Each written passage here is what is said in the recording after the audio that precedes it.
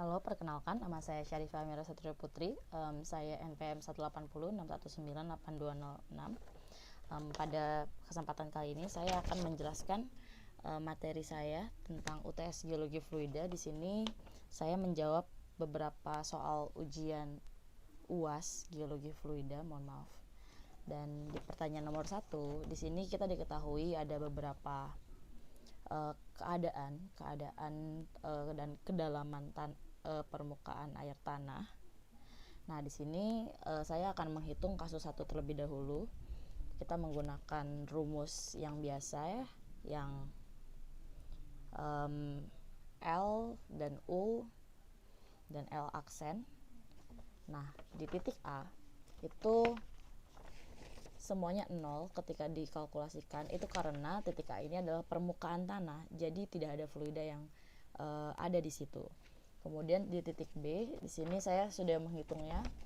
Jadi ada untuk mengetahui lambda, ini ada LD dikali Z1, lalu U juga masih 0, dan lambda aksen ada lambda dikurang U. Nah, kemudian begitu juga dengan di titik C. Titik C juga dengan cara yang sama, namun bedanya di sini ada 2 ya, ditambahkan rumus tambahan gara-gara semakin ke dalam maka tekanannya semakin bertambah. Nah, selanjutnya di titik D ini juga bertambah yang menjadi 3, dan dari semua ini akhirnya saya bisa membuat 3 grafik. 3 grafik ini, pertama kita menggunakan grafik nilai lambda atau kita bisa bilang total stress. Bentuknya itu seperti ini, total stress A0 lalu B, C, D. Nah, kemudian ada grafik nilai U atau kita bisa bilang ini pore water pressure. Nah, ini juga A0 dan uniknya B juga masih 0, CD dia mulai naik lebih tinggi. Ini depth, ini kedalaman. Nah, selanjutnya ada nilai lambda aksen, itu effective stress. Ini bentuknya juga agak mirip dengan total stress ya. A-nya 0, lalu semakin kesini semakin tinggi, semakin dalam semakin tinggi tekanannya. Nah, di kasus 2 kita pertama menghitung dulu menggunakan rumus yang ini.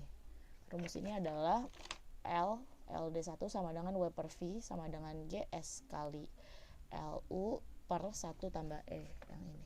Supaya kita bisa mengetahui angka-angka selanjutnya, lalu kita menggunakan rumus yang sama. Ini titik A, titik B, lalu yang ini juga titik C dan titik D.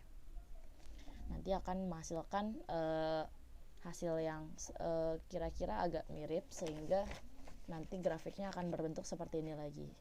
Nah, saya tidak mengerjakan grafiknya dikarenakan kekurangan waktu, jadi saya mengerjakan grafik yang A saja. Padahal sebenarnya bisa kerjakan, dan bentuknya kemungkinan juga akan seperti ini lagi. Selanjutnya ini adalah kasus yang ketiga. Kasus yang ketiga juga menggunakan rumus yang sama ya, antara titik A, lalu titik B dan titik C. Ya, rumusnya juga masih sama, lambda U dan lambda aksen itu adalah lambda dikurang U. Ini tidak berubah sama sekali. Nah, kemudian di nomor 2. Di nomor 2 itu sebenarnya ada pertanyaan bagaimana keadaan titik C jika muka air tanah, ini yang A dulu ya, 2A.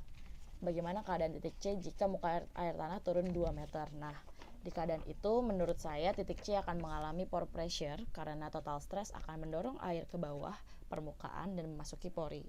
Kemudian efektif stress juga akan meningkat, kemungkinan tanah akan mengalami land subsidence, likuifaksi, dan mungkin terjadi longsor. Nah, pertanyaan 2B-nya itu adalah bagaimana keadaan titik C jika muka air tanah naik hingga titik A.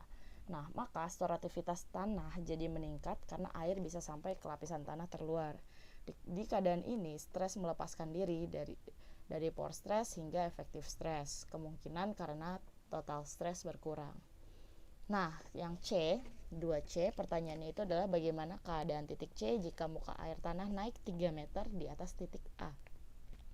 Maka keadaan membahayakan. Menurut saya keadaan ini membahayakan. Hal ini dikarenakan storativitas tanah sudah tidak mampu menampung banyaknya air. Akibatnya bisa mengalami likuifaksi dan banjir. Nah, yang ketiga, hubungan antara tekanan